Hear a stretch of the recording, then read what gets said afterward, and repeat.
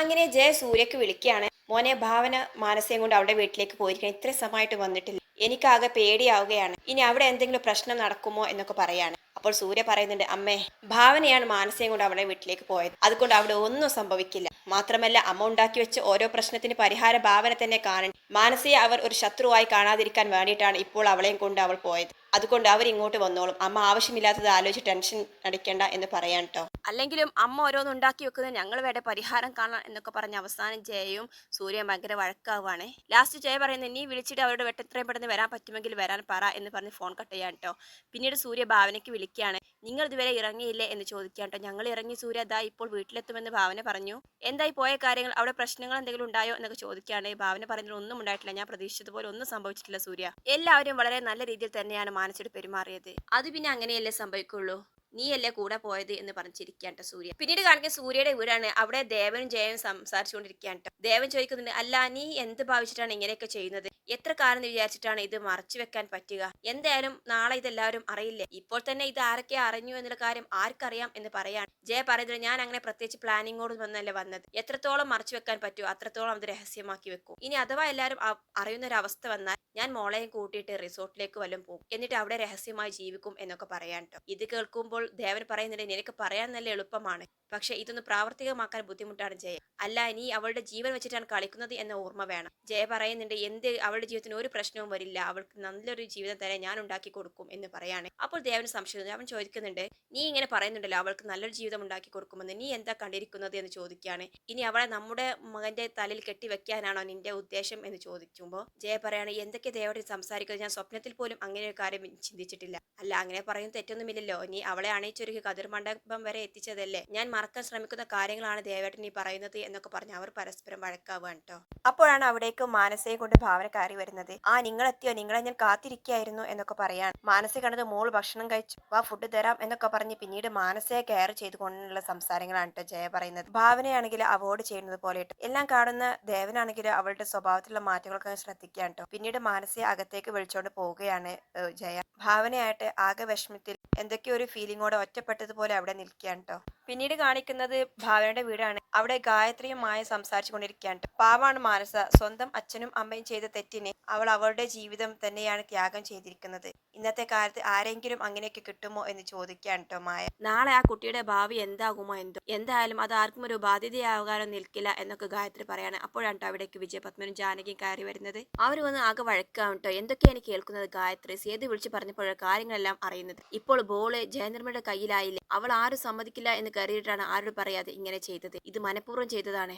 ഒരു കാര്യം എന്തായാലും ഓർക്കണം, ആ മാനസ സൂര്യയുടെ മണവാട്ടിയായി കതിർ മണ്ഡപത്തിൽ ഇരുന്നവൾ നാളെ ആളുകൾ അറിയുമ്പോൾ എന്തൊക്കെയാണ് പറയുക എന്നൊരു പിടുത്തവുമില്ല. അങ്ങനെയൊന്നും ഉണ്ടാകില്ല മാമ, അവൾ ഒരിക്കലും ഭാവനയെ ചതിക്കില്ല എന്നൊക്കെ പറയാൻ കേട്ടോ മായ. അതൊന്നും പറയാൻ പറ്റില്ല മായെ, എന്തൊക്കെയാണ് സംഭവിക്കാൻ പോകുന്നത് എന്ന് ആലോചിച്ചിട്ട് ഒരു പിടുത്തവുമില്ല. അവസാനം വിജയപത്മൻ പറയുന്നത്, നടക്കാനുള്ളതെല്ലാം നടന്നു, ഇനി വളരെ സൂക്ഷിച്ചും കണ്ടും വേണം കാര്യങ്ങൾ നീക്കാൻ. ഇനി ജയനിർമ്മലെ കാണുമ്പോൾ നല്ല സന്തോഷമുള്ളതായി തന്നെ അഭിനയിക്കണം, നമ്മുടെ മുഖത്ത് വിഷമമുള്ളതായോ എതിർപ്പുള്ളതായിട്ടോ ഒന്നും അവൾക്ക് തോന്നരുത്. ഭാവനക്കുള്ള അതേ സന്തോഷം നമുക്ക് ഈ ഫാമിലിക്കും ഉണ്ടെന്ന് അവൾ വിചാരിക്കണം, എങ്കിലേ കാര്യങ്ങളെല്ലാം നമ്മളും അറിയുകയുള്ളൂ, ഇല്ലെങ്കിൽ അവൾ ഒറ്റപ്പെടുത്തി കളയും എന്നൊക്കെ പറയാണ്. അപ്പോൾ ജാനകി പറയുന്നുണ്ട്, എന്തായാലും ഭാവന്റെ സൂര്യ എടുത്ത് അവളുടെ ഒരു അടവും നടക്കില്ല എന്ന് പറയാൻ കേട്ടോ. എല്ലാം കേട്ട് ആകെ തകർന്ന് ഉള്ള മനസ്സമാധാനം പോയിട്ട് അവിടെ ഇരിക്കുകയാണ് കേട്ടോ ഗായത്രി. പിന്നീട് കാണിക്കുന്നത് രാത്രിയിലെ സൂര്യയുടെ വീടാണ്. അവിടെ മാനസ അടുക്കളയിൽ വന്നിട്ട് എന്തോ വെള്ളം തിളപ്പിക്കാൻ കേട്ടോ. ആ സമയത്ത് മാനസിക്ക് എന്തോ തലച്ചുറ്റൽ അനുഭവപ്പെടാൻ കേട്ടോ. ഇത് കണ്ടുകൊണ്ട് ഭാവന അവിടേക്ക് വരികയാണ്. എന്നിട്ട് മാനസയെ പിടിച്ചുകൊണ്ട് വന്നിട്ട് ഹാളിലെ ചെയറിൽ ഇരുത്താണ്.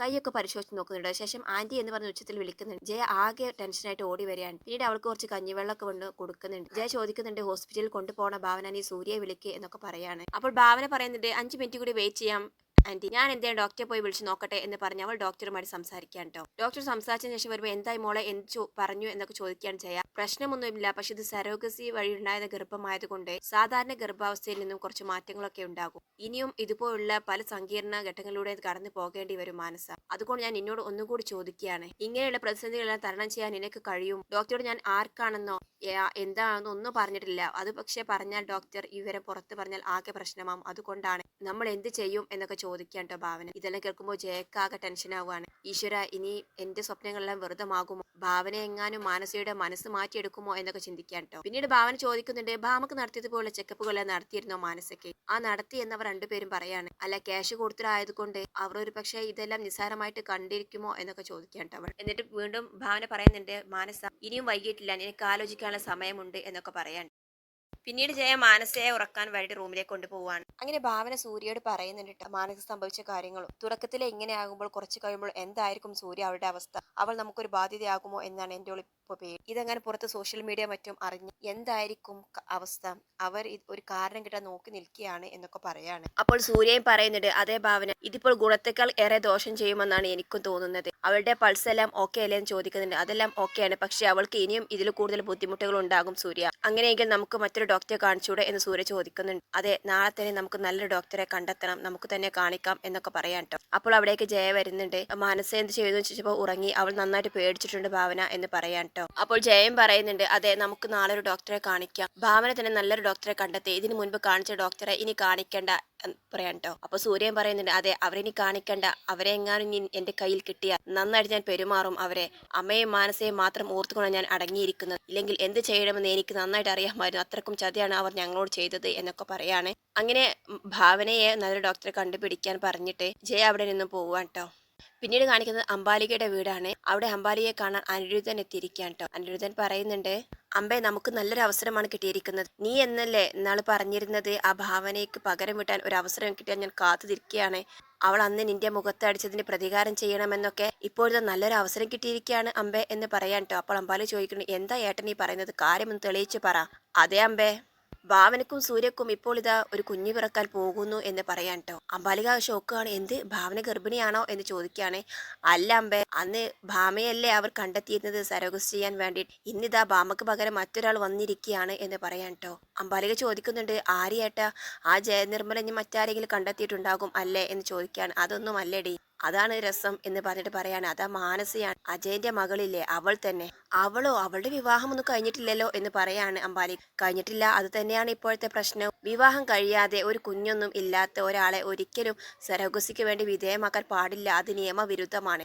ഇപ്പോൾ ഇതാ ഇവിടെ സൂര്യയുടെ ഭാവനെയും കുഞ്ഞിനെ ഗർഭം ധരിച്ചിരിക്കുന്നത് ആ മാനസയാണ്. അവൾ സ്വയം മുന്നോട്ട് വന്ന് ഏറ്റെടുത്തതാണ് എന്നൊക്കെയാണ് ഞാൻ പറഞ്ഞു കേട്ടത്. അങ്ങനെയാണെങ്കിൽ ഇത് നമുക്ക് പറ്റിയൊരു അവസരമാണ് അമ്പേ, ഇത് നമ്മൾ നന്നായിട്ട് തന്നെ ഉപയോഗിക്കണം എന്ന് പറയാൻ ട്ടോ. അപ്പോൾ അംബാലികയും ഒന്ന് ചിരിക്കുന്നുണ്ട്. അതേ ഏട്ടാ, അതിനുള്ള വഴി എന്താണ് നമ്മൾ കണ്ടെത്തണം. ഇപ്പോൾ ഭാമയെ വെച്ച് നമ്മൾ കളിക്കാൻ ഉദ്ദേശിച്ച കാര്യമില്ലേ, അത് നമുക്കൊന്ന് മാറ്റി കളിക്കാം. ഈശ്വരനായിട്ടാണ് നമുക്ക് ഇങ്ങനെ ഒരു വഴി കൊണ്ടുവന്ന് തന്നത് എന്നൊക്കെ പറയാണ്. ഇന്നത്തെ കാലത്തെ ഇതൊക്കെ പുറത്തറിഞ്ഞാൽ മീഡിയക്കാരുടെ ഒക്കെ കയ്യിൽ കിട്ടിയാൽ പിന്നെ പറയണ്ട. സൂര്യയുടെ എല്ലാ കള്ളത്തരങ്ങളും അവർ തോണ്ടിയെടുത്തു. പിന്നീട് അവർക്ക് തല പൊക്കി ഈ നാട്ടിലൂടെ നടക്കാൻ പോലും പറ്റാതാവും. ആ ജയനിർമ്മലക്കും അത് തന്നെയായിരിക്കും അവസ്ഥ എന്നൊക്കെ പറയാൻ ട്ടോ. ഇത് കേൾക്കുമ്പോൾ അംബാലിക ചിരിക്കാൻ. അതെന്തായാലും കൊള്ളാമല്ലോ ഏട്ട, ഒരു വെടിക്ക് 3 പക്ഷികളെ നമുക്ക് വീഴ്ത്താം. അല്ലെങ്കിൽ തന്നെ അന്ന് ജയനിർമ്മല എന്റെ മുഖത്ത് നോക്കി എന്തൊക്കെയാണ് പറഞ്ഞിരുന്നത്, അവൾക്കുമുള്ളൊരു അടിയും കൂടി ഇതിൽ വഴി നമുക്ക് കൊടുക്കാം. ആഹാ, എന്തായാലും നല്ല കാര്യം തന്നെ. ഭാവനയ്ക്കും സൂര്യക്കും ഒപ്പം ജയനിർമ്മലക്കും നല്ലൊരു അടി തന്നെ കിട്ടും. നമുക്കിത് എങ്ങനെയെങ്കിലും പബ്ലിക്കിന്റെ മുന്നിൽ എത്തണം ഏട്ടാ, അതിനുള്ള വഴി എന്താണ് നമുക്ക് ആലോചിക്കാം എന്ന് പറയാണ്. നീ തിടുക്കം കൂട്ടാതെ അമ്പേ, ഇനിയും കിടക്കുന്നുണ്ടല്ലോ,